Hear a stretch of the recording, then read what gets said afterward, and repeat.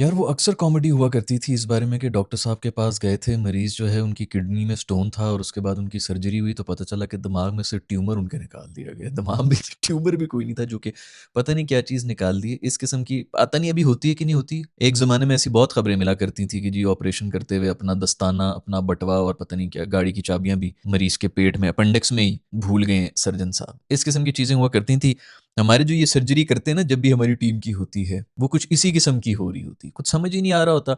सब चीख रहे थे इनको टीम से निकाल लो, इनको टीम से निकालो, इनको टीम से निकालो। इन्होंने वहीं से सुना, वो अच्छा ठीक है, अवाम जो है वो सब कह रही है कि इनको निकाल दो, तो टीम से निकाल दिए। और भाई हम T20I की टीम की बात कर रहे थे, तुम लोगों ने ODI की टीम से निकाल दिए।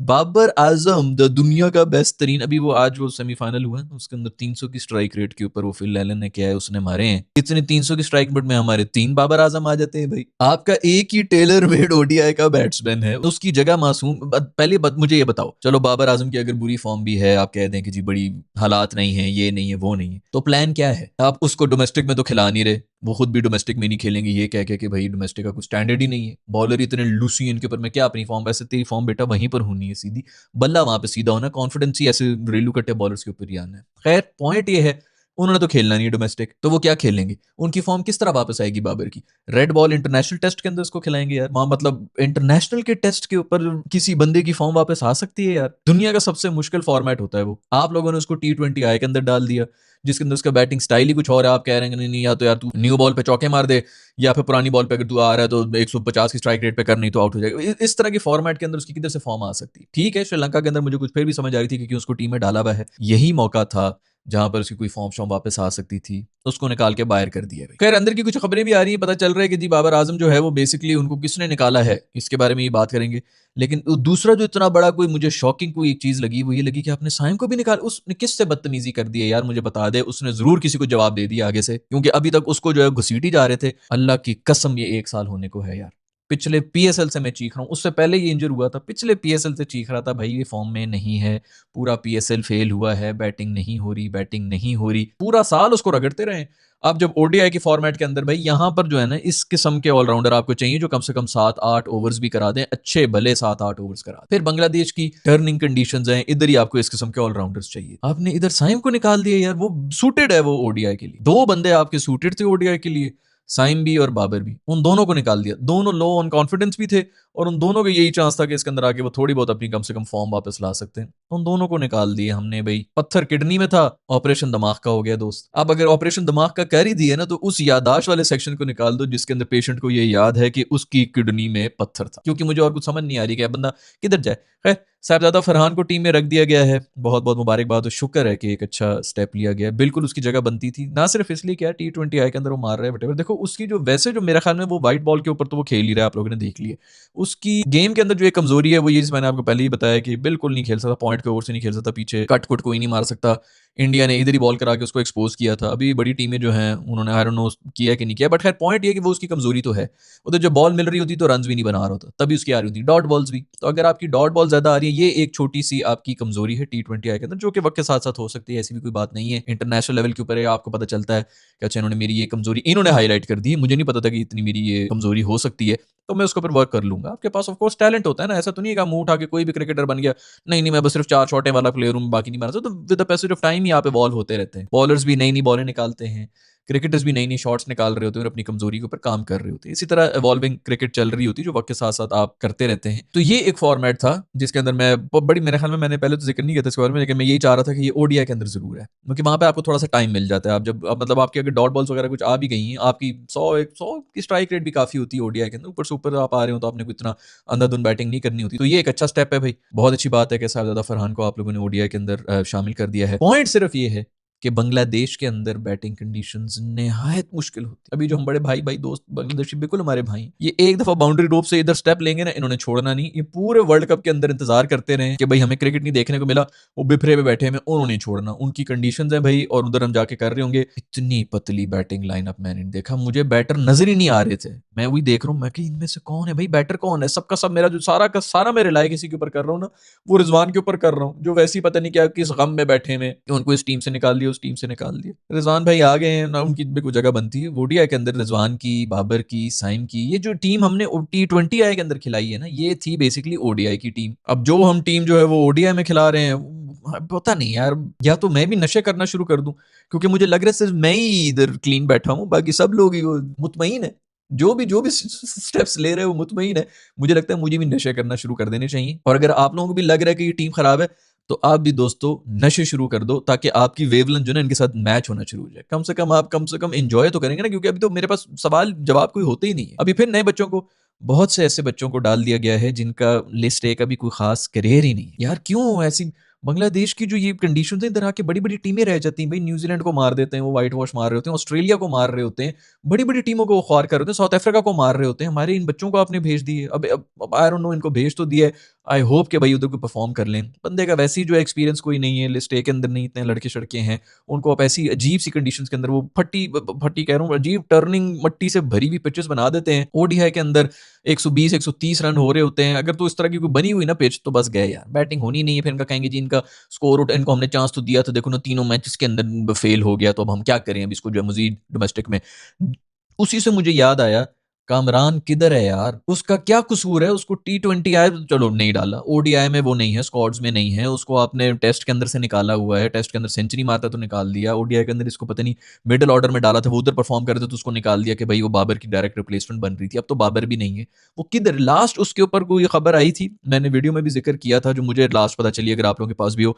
लास्ट खबर भाई ये थी कि वो फील्डिंग बहुत गंदी करता है, खुदा की कसम, ये कोई ऑफिशियल थी, अब मुझे सही याद नहीं है, मैं बिल्कुल, मुझे जहां तक आइडिया हो रहा है यही खबर लगाई हुई थी कि भाई वो फील्डिंग नहीं कर सकता, इसलिए उसको निकाला है। और उस वक्त भी मैं तड़प रहा था कि हैं जी, ये बाकी कौन से जॉन टी रोड्स हैं जो फील्डिंग की बेस के ऊपर आए हैं, और ऐसी कौन सी फील्डिंग उसने, मतलब वो कौन सी प्रैक्टिस कर रहा है भाई, कि साल होने को है, उसकी फील्डिंग नहीं ठीक हो रही है, कैचेस नहीं हो रहे होंगे ना, बाकी फील्डिंग में तुम्हारा कोई है ही नहीं प्लेयर, वो कैचेस नहीं सीख सका है भाई, मेरे पास भेज दे यार, मैं उसको कैचिंग सिखा देता हूँ। उस बंदे को निकाल के बाहर फेंका हुआ है भाई, कोई आवाज उठाने वाला नहीं है भाई, वो गायब है, सीन से ही आउट है। आप किसी एक को हाथ डालने की कोशिश करें, आप गायब हो जाएंगे। जैसे मैंने सलमान मिर्जा वगैरह के बारे में कहा था, तू शाहीन के साथ पंगा ले रहा है भाई, उसको रिप्लेस करने की कोशिश कर रहा है, तू गायब हो जाएगा, तेरा करियर ही खत्म हो जाएगा। उसी से याद आया कि आपके कप्तान शाहीन अफरीदी जो हैं वो टीम के अंदर हैं, और वो इसलिए टीम के अंदर हैं क्योंकि वो कप्तान है। अदरवाइज एक तो ये कप्तान है यार, पहले तो इस बात के ऊपर थोड़ा सा गौर किया जाए। पूरी उम्र हम यही सोच रहे होते हैं कि खुदा के लिए भाई ये क्या बॉलिंग करा रहा है, फील्डिंग तेरी क्या है, तू बॉल किधर फेंक रहा है, तुझे छक्का क्या पड़ गया, तू पागल हो चुका है, तू बॉल को फाड़ने की कोशिश कर रहा है बॉलिंग के ऊपर, तू कर क्या रहा है भाई। उसको इन्होंने ओडीआई का कप्तान बना दिया, अगले की टीम में जगह नहीं बन रही, अगले की फिटनेस कोई नहीं है, लेकिन वो ओडीआई के अंदर बैठा हुआ है। आई डोंट नो यार क्या हो रहा है, कहाँ से हो रहा है। रूफी भाई भी आ गए हैं क्योंकि वो कप्तान के बेस्ट फ्रेंड हैं। ऑफ कोर्स फ्रेंड, आपके बस ताल्लुकात सही जगहों पे सही मौके पे होने चाहिए। रूफी तो वैसे ही फुल जोर लगा के आएगा कि अभी देखो तुम लोगों ने मुझे ड्रॉप किया है ना, अब मैं दिखाऊंगा कि टर्निंग कंडीशंस के अंदर मैं कितना बड़ा एक मिसिंग लिंक था। उसी से मुझे याद आया, नसीम को भी ड्रॉप किया हुआ है यार, उसने तो भाई को मैचेस भी नहीं खेले थे, वो ओडीआई का ही तो बॉलर है यार। मैं मुझे समझ नहीं आ रही यार, ये कौन सा नशा है दोस्तों, कौन से वाला है? आप लोग कमेंट्स में लिख के बताएं, जिसको करने के बाद आप इस वेवलेंथ पे आ जाएंगे और आप इन सब चीजों से एग्री करना शुरू हो जाएंगे। नसीम को इससे निकाल दिया है, रूफी को डाल दिया गया है, बट खैर अब यही होगा। शाहीन भाई भी जो है वो टॉप ऑर्डर के जो है 2-4 विकेटें निकाल के जाएंगे, माइटी बांग्लादेश के। रूफी भी जो है वो मिडल ऑर्डर के जो है बल्लेबाजों को बोल्ड कर रहा होगा, मुक्के दिखा रहा होगा, वो असल में हम सबको मुक्के दिखा रहा होगा कि तुम सबको मैं बताता हूँ, तुम लोगों ने मुझे निकाल दिए। इनके खिलाफ ये परफॉर्मेंस दे के आप लोग कहेंगे कि यार बाकी इनकी फॉर्म वापस आ चुकी है, और मामला इसी तरह चलता रहेगा। कुछ पता नहीं है भाई कि क्या हो रहा है क्या नहीं हो रहा, क्या टीम बना दी है। खैर नए बच्चे जो आए, मैं उनको बेस्ट ऑफ लक ही कह सकता हूँ दोस्तों। मुझे वैसे ज्यादा उम्मीदें हैं कोई नहीं, क्योंकि ये जिस किस्म की कंडीशन है तो बड़े बड़े आके फेल हो चुके हैं। दब गया भाई, दब गया है, पैनिक बटन दब चुका है, और अब इसी किस्म के मसले होंगे। पता नहीं क्या, कोच के बारे में भी खबरें आ रही हैं कि प्लेयर्स नहीं कहेंगे हमारी कुछ सुनता ही नहीं था। ये सब एक दूसरे के ऊपर अब डालेंगे। 50 दफा वीडियोस पहले भी हम बना चुके हैं, अभी इसी तरह एक्सपोज होंगे। अभी कोच की भी एक बात आएगी कि फलाने ने ये नहीं बात सुनी, फलाने ने वो बात नहीं सुनी। ये 2 दिन जो बैठे रहे हैं ना होटल के अंदर, प्रैक्टिस पे भी नहीं गए थे, तब से बोल रहा हूँ, मुझे पता था कि अंदर कुछ चल रहा है। मेहरान नामी एक लड़का था, परफॉर्मेंस भी कर रहा है, कोई जगह नहीं है। सुफियान मुकीम फिर स्क्वाड से निकले हैं। अब तो शादाब भी नहीं है भाई, शादाब को क्यों निकाल दिया यार? शादाब की भी सकलैन भाई को पता चल गया ना कि उनके दामाद को ओडीआई के अंदर नहीं रखा। उन्होंने मास्क पहन के आ जाना है, लिस्ट ए क्रिकेट शुरू कर देनी है, उसके बाद उन्होंने अपनी जो है ना वो रास्ता बनाते बनाते बनाते वो ओडीआई टीम के अंदर आ जाएंगे, ओडीआई के कप्तान भी बन जाएंगे आज से तकरीबन 32 साल के बाद, और फिर वो अपने दामाद को वापस टीम में लेके आएंगे, फिर अपना मास्क उतारेंगे कि वो तो मैं था। जैसे स्कूबी डू की बैंड में वो मास्क उतारते हैं ना, बीच में से कोई और निकलता है, उस तरह सकलैन भाई निकलेंगे। उसी कर लें आप, ये पाथ ले लें। कम से कम 30 साल जो आपको लगेंगे अपने दामाद को अंदर डालने के लिए ओडीआई की टीम के अंदर, 30 साल पाकिस्तान का कुछ फायदा हो जाएगा। मोटिव जो भी हो, बस टीम को जिता दें यार आप। खैर बहुत से लोग अब ये चीज़ें करेंगे लड़कों के बारे में कि जी इसके इतना स्टैट है, इसकी एवरेज इतनी है, उसकी एवरेज उतनी है। भाई बहुत से नहीं जो स्टैट्स है ना उन्हीं की वजह से हम जलील हो रहे हैं पिछले 5-6 साल से कि इसने इतने रन बना दिए, उसने उतने रन बना दिए। कुछ और भी चीज़ें होती हैं, कभी कभी थोड़ा सा क्रेडिट भी दे दिया करें, जो सिलेक्टर्स वगैरह होते हैं उनको कुछ ना कुछ पता होता है। यहीं पर मैं कहता हूँ कि क्रिकेटर का होना जरूरी है। बाकी जितने डिपार्टमेंट्स के अंदर हर जगह पे जो क्रिकेटर घुसाए हुए होते हैं ना उधर जरूरी नहीं है। जिनको गेम का पता हो ना, यहाँ पर उनका फायदा हो जाता है कि कौन सी सिचुएशन में, और अल्हम्दुलिल्लाह यही ही नहीं देखी जा रही होती। हमारे जो भी प्लेयर्स हैं वो ऐसी नंबर्स के ऊपर ही आ रहे होते हैं, किसने किस सिचुएशन के अंदर किसको आउट किया है, कब आउट किया है, क्रूशल 30 रन ज्यादा इंपॉर्टेंट है या 130 रन ज्यादा इंपॉर्टेंट है जो कि डेड रबर में सेल्फिश इनिंग्स के साथ किसी ने बनाए हैं। वही इवेल्युएट नहीं हो रहा जो कि असल काम है क्रिकेटर्स का, जिसके पास क्रिकेट की नॉलेज हो, कंडीशंस को देखते हुए जो कि कर सकता है। सो मोस्ट प्रॉब्ली यही हुआ होगा। अब मैं तो यही कहूंगा कि उन्होंने को कंडीशंस देख के देखा होगा कि जी किसने किस में कितना टैलेंट है, नेट स्वेट्स में कौन जो है ज्यादा बेहतर नजर आ रहा होगा, तो उनको लगा होगा कि एक अनरियल टैलेंट है। मैं I would like to believe so कि भाई इस तरह कुछ हुआ होगा, अदरवाइज मेरे पास वैसे कुछ कंफर्मेशन तो है नहीं। एक वो रिपोर्टर है हमारे, जर्नलिस्ट हैं, उनके बेटे के ऊपर भी बातें अभी से मेरा ख्याल में सोशल मीडिया पे चिमगुइयां शुरू हो गई हैं। आ गई भैया, किसी का बाप अगर किसी पोजीशन पे बैठा हुआ है ना, तो इसका ये मतलब नहीं है कि भाई वो पर्ची ही पर्ची है। मैंने अभी तक जो भी सुना है यही सुना है कि भाई वो बड़े अरसे से जो है बच्चा जो है वो सीखा हुआ है और अच्छा टैलेंट भी है। और वैसे भी एक न्यूज का जर्नलिस्ट का मेरा ख्याल में क्रिकेट के सर्कल में कोई ऐसी कोई पर्चियां नहीं चलती हैं, उनका अपना सर्कल होता है। हाँ ठीक है, आपको अपॉर्चुनिटीज बेहतर मिल सकती हैं, लेकिन ऐसी फॉरन ही जो है राइट ऑफ ना कर लो उस मासूम के ऊपर। वैसे इतना प्रेशर होगा, मेरी जान अगर तू ये वीडियो देख रहा है कोई प्रेशर ना ले, अपनी गेम खेल, आराम से खेल। पाकिस्तानी अवाम ने गालियां देनी ही देनी। आधे से ज्यादा अवाम जो है बगैर किसी रीजन के दे देगी, आधी अवाम जो है वो वेट कर रही होती किसी रीजन का। तो इनकी इसको मत करो यार। जो वैसे भी क्रिकेटर्स जब परफॉर्म करेंगे तो सारे जो है वो करना शुरू हो जाएंगे। तुम मासूम, ये मासूम जब भी फेल होगा इसके ऊपर ये पर्ची का लेबल तो जरूर ही लगेगा। लेकिन इस चीज पे ना आना जानी, यहां तक अगर आ गए हो तो कोई टैलेंट है तभी आए हुए हो। इन सब चीजों को इग्नोर करना और अपनी गेम खुल के गेम खेलो भाई, दलेरों वाली क्रिकेट खेलो। पाकिस्तान टीम में जाना जो है ये एम नहीं होना चाहिए, दुनिया का सबसे बेहतरीन प्लेयर बनना है, ये एम बन के खेलो भाई। बाकी पाकिस्तानी आवाम को खुश करने की, या नाराज होते हैं कि खुश होते हैं, डजंट इवन मैटर। अपना एक एम बना दो कि मैंने अपनी टीम को हर मैच जिताना है। ना सियासत करने की जरूरत है ना कुछ और करने की जरूरत है। बाकी अल्लाह ताला जो है ना वो डाल देता है, आपसे करवा देता है। आपको समझ भी नहीं आती, आपसे वो काम हो रहे होते हैं अगर आपकी नीयत अच्छी हो और आपसे किसी को कोई नुकसान ना हो रहा हो। अगर आपकी नीयत गंदी है ना भाई, तो आप में जो मर्जी टैलेंट हो, आप जैसी मर्जी आप कप्तान बने हुए हो, आप अपनी तरफ से पिचेस बना रहे हो, ग्राउंड बना रहे हो, पायर खरीद रहे हो, कुछ भी कर रहे हो, उस वक्त तो आप शायद फिर भी आपको लग रहा होता है आपकी प्लानिंग बड़ी सही हो रही है। लेकिन फिर ऐसी जगह पे आके आप एक्सपोज हो जाते हैं ना कि आपको समझ ही नहीं आती कि मेरे साथ क्या हो रहा है। तो बस किसी का हक ना मारो, अपने ऊपर फोकस रखो, किसी का बुरा ना चाहो।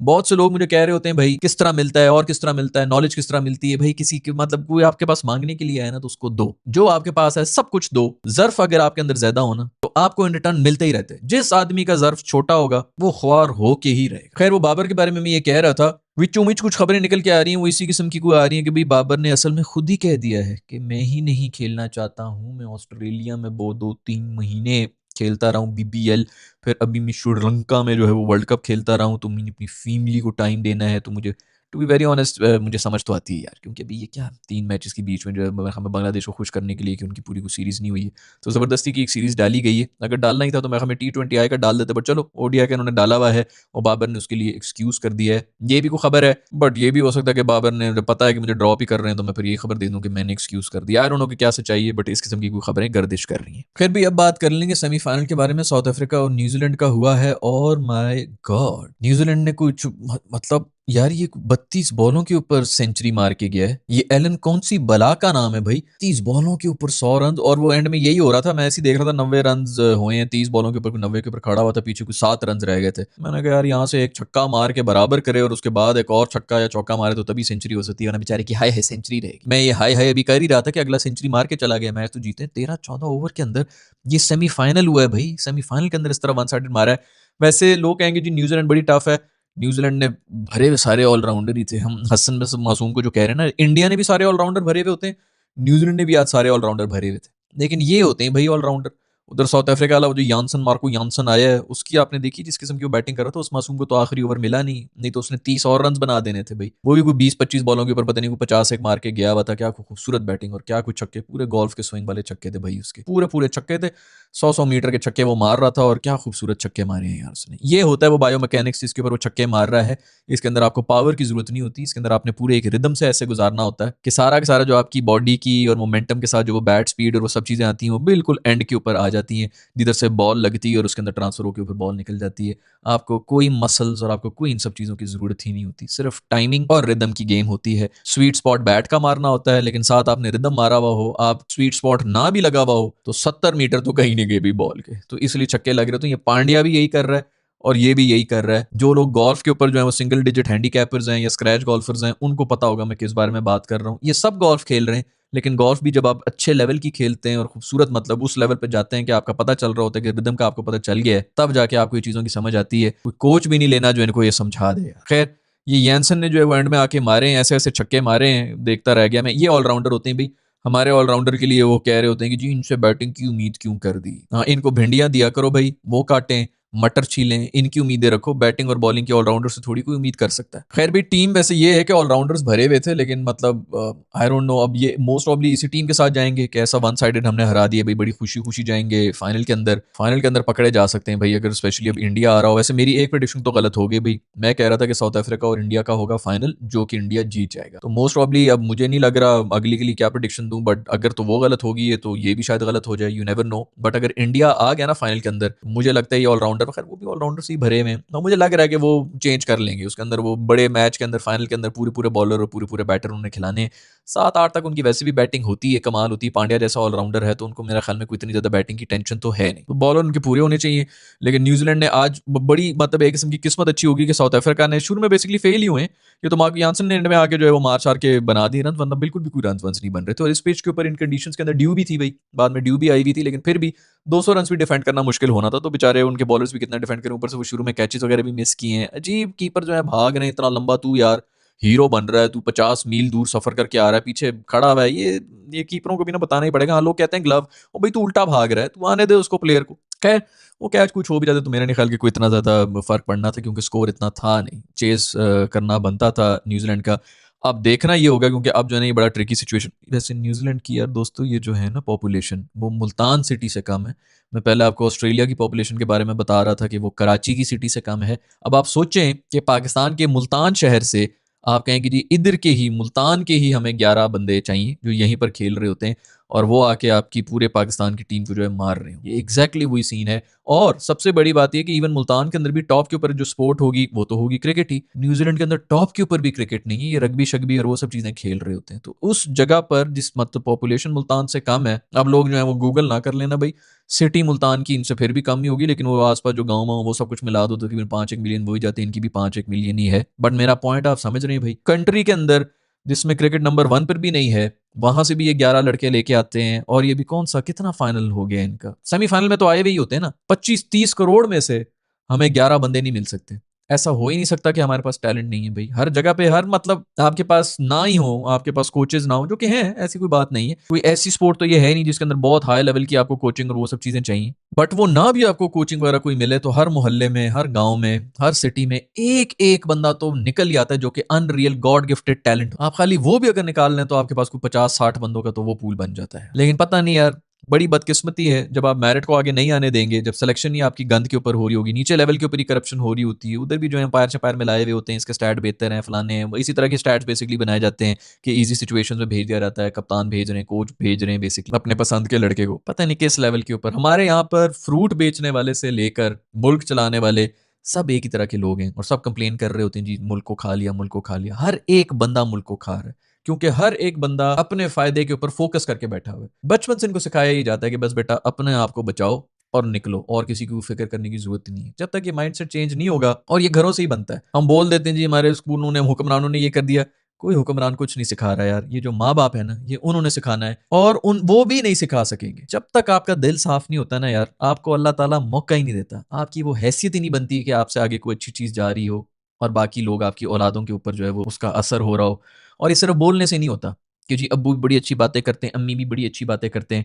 जब आप दिल से साफ होते हैं ना, जब आप खुद इस किस्म के लोग होते हैं, आपकी सोबत में बैठ के दूसरे लोगों के ऊपर असर हो जाता है, तो आपकी औलाद के ऊपर असर नहीं होगा जो आपके वजूद से ही निकल के आते हैं। तो सिर्फ अपने ऊपर काम करना होता है। हमने जो इसको भी ठीक करना है, उसको भी ठीक करना है, मुल्क को भी ठीक करना है, दुनिया को भी ठीक, किसी को ठीक नहीं करना यार, सिर्फ अपने आप को ठीक करना होता है। आपके तवस्सुत से 3 बंदे ठीक होने, कोई बंदा ठीक नहीं होना, या 3 लाख बंदे ठीक होने, ये सब अल्लाह का काम होता है, उसके ऊपर छोड़ दो। एक हमारा काम होता है वो अपने ऊपर काम करने का होता है, अंदर की सफाई करनी होती है, हम लेकिन उसके ऊपर फोकस नहीं कर सकते। तो वो हजरात जिनको कोई मौका मिला हुआ है ना यार, जिनके ऊपर कोई डिपेंडेंट हैं, लोग हैं, उनको अगर आपको चाहते हैं कि कुछ बेहतर चीज़ मिल जाए तो अपने ऊपर काम करें, अपने दिल की सफाई करें, आपसे उनको मिल जाएगी। सिर्फ बातें करने से कुछ भी नहीं होगा, खुद वो पर्सन बन जाएं, आपकी सोहबत से, आपके असर से जो है उन सबको वो चीज़ें मिल जाती हैं। तो बहुत से पेरेंट्स मेरा ख्याल में ये चीज़ें सिखाएं। स्कूल में टीचर क्या पढ़ा रहे हैं तो फलाना क्या पढ़ा रहे हैं, कोई फ़र्क नहीं पड़ता भाई। बगैर स्कूल में गए भी बड़े-बड़े जो हैं वो लीडर बने और बड़े-बड़े ऐसे-ऐसे लोग पैदा हुए हैं जिन्होंने दुनिया हिस्ट्री बदल दी है। और स्कूल्स में जाके बहुत बड़े-बड़े स्कूल से भी रेलू कट्टे मेंटालिटी वाले लोग भी जो हैं वो निकले। अभी भी आपने देखा होगा कि बहुत से बेहतरीन स्कूलों से निकल के आते हैं, छोटे ज़हन वाले लोग होते हैं, शैलो थिंकिंग होती है, दुनिया की रौनकों में ही बिज़ी होते हैं। तो ख़ैर ये चीज़ें दोस्तों, न्यूज़ीलैंड की मुल्तान से कम है पॉपुलेशन और वो एक दफ़ा फिर से फाइनल के अंदर आ चुके हैं। हमारी टीम दूसरे राउंड के अंदर भी